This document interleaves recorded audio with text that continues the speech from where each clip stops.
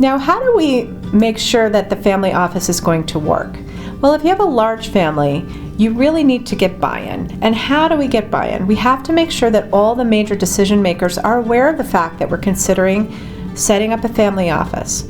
You may hear complaints, oh, that's expensive, we don't need it. Why are we doing that? Just give me more dividends, I'll take care of my own requirements.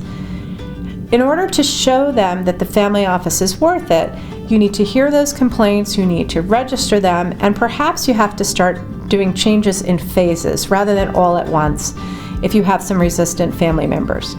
I often find that if you start with simple things like consolidated investment reporting, so they have one report that they can access online and on their phone that shows them how all their investments are doing, this is often such a huge leap in productivity and comprehension of what they actually have that they get more excited and are more willing to consider other types of services to create from a family office. So it's okay if you have to go in phases, but it's really critical you have buy-in. Otherwise, you'll just have resistance and people won't be using all of these wonderful services that you set up.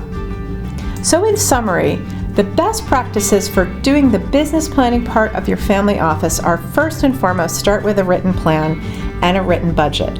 Circulate that budget to all the decision makers and get buy-in before you spend a dime.